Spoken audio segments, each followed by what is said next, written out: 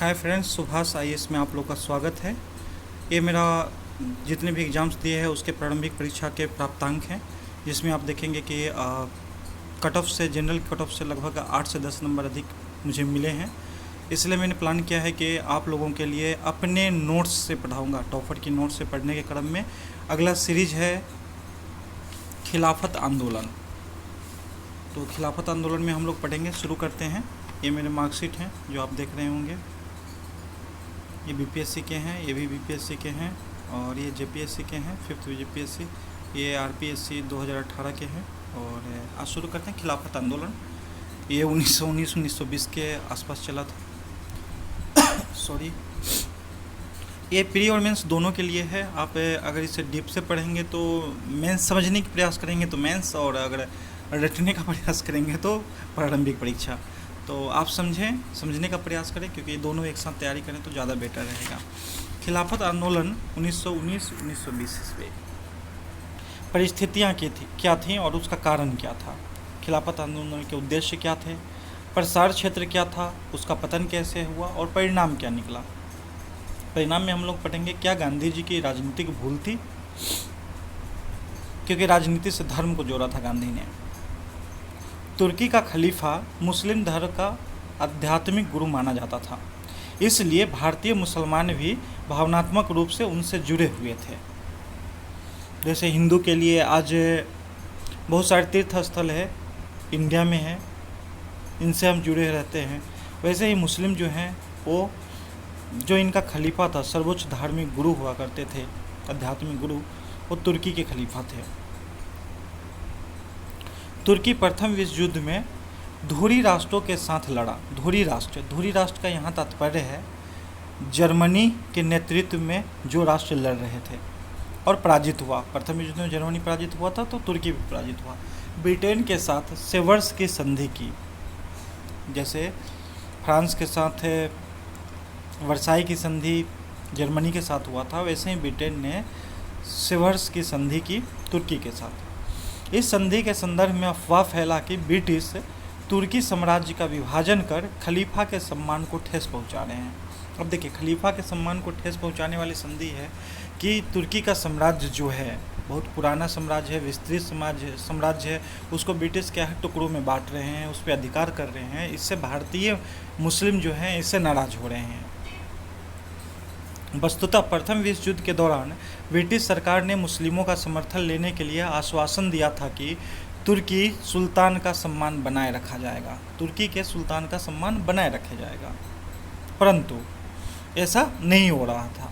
इसलिए मुस्लिम नाराज थे। चूँकि भारत में भी ब्रिटिश औपनिवेशिक शासन था, अतः ब्रिटिश के विरुद्ध खिलाफत आंदोलन शुरू हुआ। अतः मुसलमानों ने, भारतीय मुस्लिम ने अंग्रेज़ों के विरुद्ध खिलाफत आंदोलन शुरू किया। अब पढ़िए इसके पृष्ठभूमि में और क्या कारक हैं। 1916 के लखनऊ अधिवेशन। अब ये ऑब्जेक्टिव अगर याद करना चाह रहे हैं तो यहाँ याद करें कि 1916 के लखनऊ अधिवेशन के अध्यक्ष कौन थे? अंबिका चरण मजूमदार। तो आगे बढ़ते हैं। लखनऊ अधिवेशन में हिंदू मुस्लिम एकता के क्रम में कांग्रेस ने पृथक निर्वाचन पद्धति को स्वीकार कर लिया था। अतः गांधी जी ने खिलाफत के मुद्दे को हिंदू मुस्लिम एकता के अगले कदम के रूप में समझा।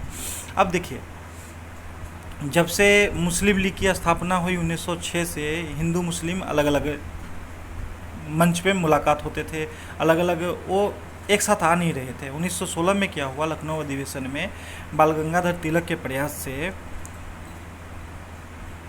हिंदू मुस्लिम एकता स्थापित हुई और सबने अंग्रेज़ों के खिलाफ मिलके लड़ने का प्रयास किया, समझौता किया। अब आप देखेंगे यहाँ पे लिखा है पृथक निर्वाचन पद्धति। क्या है पृथक निर्वाचन पद्धति? पृथक निर्वाचन पद्धति ये है कि मुस्लिमों के लिए कुछ सीट आरक्षित किए गए थे। जैसे आज संसद में आरक्षित है एससी और एसटी के लिए सीट, जहाँ पे एससी एसटी खड़े होते हैं, चुनाव लड़ते हैं, लेकिन वोट उसे सभी दे सकते हैं, सभी वर्ग के लोग दे सकते हैं। वैसे ही पृथक निर्वाचन पद्धति में खड़े तो मुस्लिम होंगे, लेकिन थोड़ा अंतर क्या है, उनको वोट भी सिर्फ मुस्लिम देंगे, वहाँ की हिंदू जनता उनको वोट नहीं करेगी।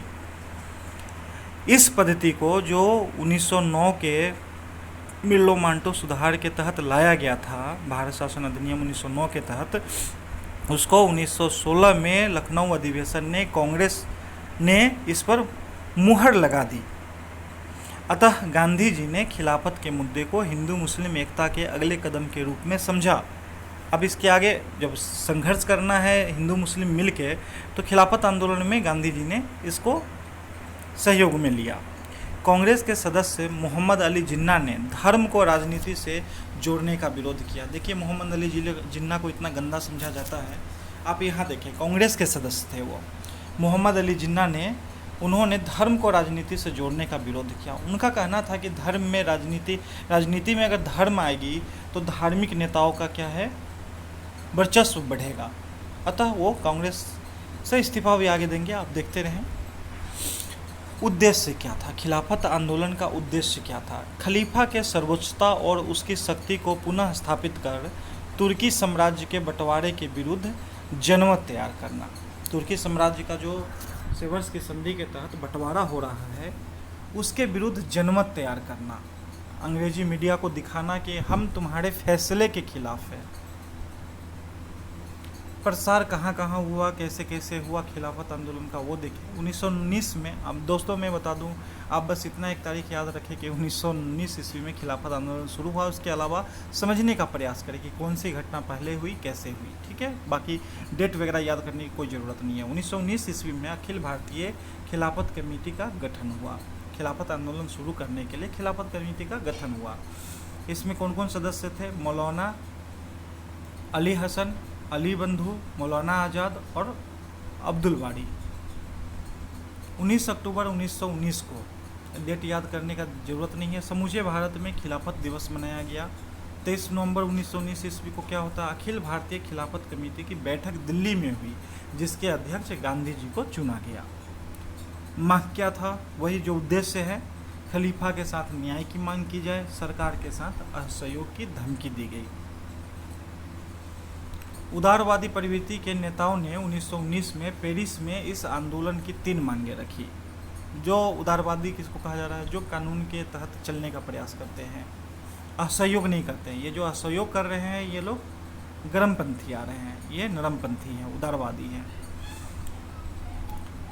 3 मांगों में क्या है? एक, पवित्र मुस्लिम स्थलों पर खलीफा का नियंत्रण होना चाहिए। दुनिया के सभी पवित्र स्थलों पर खलीफा का नियंत्रण होना चाहिए। दूसरा, युद्धपूर्व इलाके खलीफा के पास रहने चाहिए, भले ही तुर्की ने उसे भले ही हार गया हो, बट वो खलीफा को दे दिया जाए। तीसरा, जरीरतुल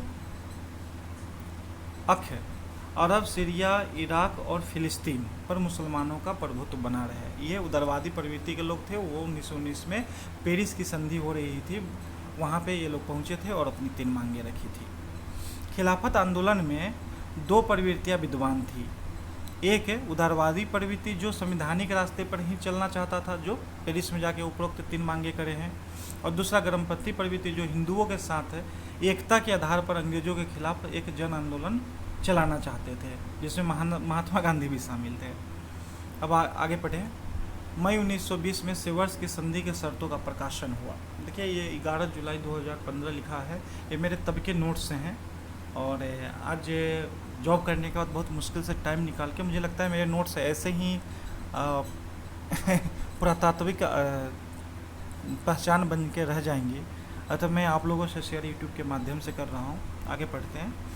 सेवर्स की संधि क्या है? तुर्की साम्राज्य का विघटन किया गया, विभाजन किया गया, आंदोलन गर्मपंथी हाथों में आ गया। अब पढ़िए।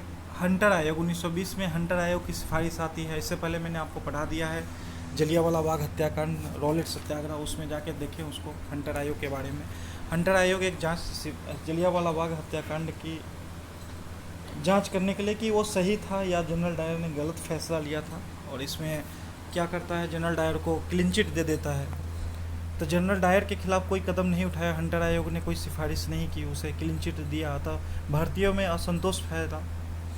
तो जून 1920 में अखिल भारतीय खिलाफत कमेटी की इलाहाबाद में बैठक होती है, और उस बैठक में गांधी जी की अध्यक्षता में उपयुक्त दोनों कारण, हंटर आयोग का और सेवर्स की संधि का, जो विभाजन कर रहा है तुर्की साम्राज्य का, तथा मॉन्टेग्यू चेम्सफोर्ड अधिनियम 1919 के प्रावधानों से भारतीय असंतुष्ट थे। इसी समय क्या होता है, 1919 में एक भारत मॉन्टेग्यू चेम्सफोर्ड अधिनियम, भारत शासन अधिनियम 1919 का प्रावधान होता है।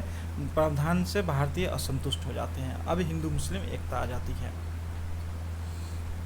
4 चरणों वाला असहयोग आंदोलन चलाने का फैसला लिया गया इलाहाबाद में अखिल भारतीय कमेटी में। देखिए, अखिल भारतीय खिलाफत समिति की इलाहाबाद बैठक में 4 चरणों वाला असहयोग आंदोलन चलाने का फैसला लिया गया, जिसमें बाल गंगाधर तिलक धार्मिक मुद्दों पर मुस्लिम नेताओं के साथ संधि करने का विरोध किया। उन्होंने जैसे मोहम्मद अली जिन्ना ने किया था, वैसे ही बाल गंगाधर तिलक ने भी किया। आगे पढ़िए। मोहम्मद अली जिन्ना, एनी बेसेंट एवं बिपिन चंद्र पाल ने, इन 3 का नाम आप याद रखें कि असहयोग आंदोलन जो चलाने का फैसला लिया गया था, उस समय मोहम्मद अली जिन्ना ने, एनी बेसेंट ने और बिपिन चंद्र पाल ने कांग्रेस से इस्तीफा दे दिया था। और किस किस ने विरोध किया था खिलाफत आंदोलन के समय? मोहम्मद अली जिन्ना ने, और असहयोग आंदोलन चलाने के जो हुआ उसका विरोध किया था बाल गंगाधर तिलक ने। 1 अगस्त 1920 को असहयोग आंदोलन की शुरुआत हुई। सर्वप्रथम गिरफ्तारी मोहम्मद अली ने दी थी। ये प्रथम मुस्लिम थे जो जेल की हवा खाए थे, मोहम्मद अली। क्यों गए थे? इसका कारण था कि फौजों को कहा था कि सेना से फौजी जितने भी हैं मुस्लिम वो त्यागपत्र दे दें, इसलिए इनको गिरफ्तार किया गया था। पतन, खिलाफत आंदोलन का पतन कैसे होता है? खिलाफत आंदोलन तथा असहयोग आंदोलन साथ साथ चले, किंतु असहयोग आंदोलन के बढ़ते प्रभाव में खिलाफत आंदोलन दब गया, क्योंकि वो समाहित हो गया। दबना गलत है, असहयोग आंदोलन में ही खिलाफत आंदोलन शामिल हो गया, भले ही पहले चल रहा था। दूसरा, खिलाफत नेताओं तथा संस्थाओं को सरकारी दमन का सामना करना पड़ा। स्पेशली अंग्रेजों ने मुस्लिमों को टारगेट किया और खिलाफत नेताओं को गिरफ्तार किया, संस्थाओं को सरकारी दमन का सामना करना पड़ा। और लास्ट में है मुस्तफ़ा कमाल पाशा। मुस्तफ़ा कमाल पाशा क्या है? तुर्की में सेवर्स की संधि के बाद वहाँ पे लोकतंत्र स्थापित हो जाती है, तो जो खलीफा का था वो पद ही समाप्त कर देता है मुस्तफ़ा कमाल पाशा। तो फिर खिलाफत आंदोलन का कोई मतलब नहीं रहता है। लेकिन 1924 की घटना है ये। तुर्की का आधुनिकीकरण के क्रम में खलीफा का पद समाप्त किया गया, अब खिलाफत का प्रश्न समाप्त हो गया। तो ये बात 1924 की है, लेकिन ये शुरुआत तो 1919 से चल रही है। आगे देखिए और भी साइड इफेक्ट पड़ेंगे। असहयोग आंदोलन की वापसी 11 फरवरी 1922 ईस्वी से खिलाफत आंदोलन कमज़ोर हुआ, फलतः सांप्रदायिक दंगे हुए। अब देखिए 11 फरवरी 1922 को क्या होता है? गांधी जी द्वारा चौरी चौरा हत्याकांड के बाद 5 फरवरी 1922 को चौरा चौरी हत्याकांड के बाद असहयोग आंदोलन को वापस ले लिया जाता है, और खिलाफत आंदोलन जो चल रहा है वो 1924 तक चल रहा है। अतः मुस्लिम जो है ये मान के चलने लगे कि हिंदू जो है हमारे साथ धोखा करे हैं। साथ साथ आंदोलन का शुरुआत किया, हमने उनका साथ दिया, लेकिन गांधी जी बीच रास्ते से हट रहे हैं। अतः सांप्रदायिक दंगे, हिंदू मुस्लिम दंगे हुए। अंततः खलीफा पद की समाप्ति के साथ 1924 ईस्वी में यह खिलाफत आंदोलन भी समाप्त हो गया। परिणाम पढ़िए, परिणाम क्या है? ब्रिटिश विरोधी आंदोलन को बढ़ावा मिला, भारतीय मुसलमानों की भारतीय राजनीति में भागीदारी बढ़ी। पहली बार राजनीति धार्मिक मुद्दों को शामिल किया गया, राजनीति में धार्मिक मुद्दों को शामिल किया गया। फलतः कट्टरपंथी और मौलाना पंडितों को राजनीति में हस्तक्षेप का मौका मिला। अब मूल्यांकन करेंगे इसका। मूल्यांकन में क्या है? क्या धर्म को राजनीति से जोड़ना गांधी जी की भूल थी? अब इस पर चर्चा करें, क्योंकि इससे धर्म का राजनीति में प्रवेश हुआ और कट्टरपंथियों को राजनीति में हस्तक्षेप का मौका मिला, फलतः सांप्रदायिकता को बढ़ावा मिला। अब इसे देखें, गांधी जी ने खिलाफत का मुद्दा क्यों उठाया? पहला था ब्रिटिश था, वो थे फूट डालो और राज करो की नीति पे चल रहे थे, इससे सांप्रदायिकता बढ़ रही थी। तो गांधी का क्या नीति था? वर्ग समन्वय की नीति, भाईचारा को बढ़ावा दिया इन्होंने। तभी लड़ेंगे सांप्रदायिकता के खिलाफ जब भाईचारा को बढ़ावा देंगे। दूसरा गांधी जी का तर्क था खिलाफत का मुद्दा एक संप्रदाय विशेष का जरूर था, मुस्लिमों से संबंधित जरूर था, किंतु इससे किसी दूसरे हिंदू सिख ईसाई का विरोध नहीं हो रहा था। अतः यह मुद्दा लेने में उन्होंने बुराई नहीं समझा। हिंदी मुस्लिम एकता का मार्ग प्रशस्त कर रहा था। और ऐसे भी तीसरा जो पॉइंट है, लखनऊ अधिवेशन 1916 में हुए थे, उसमें अंबिकाचरण मजूमदार जो थे अध्यक्ष थे, और कांग्रेस मुस्लिम लीग समझौता उन्होंने करवा दिया था। यहाँ बाल गंगाधर तिलक भी थे जो हिंदू मुस्लिम एक समझौता करवाए थे।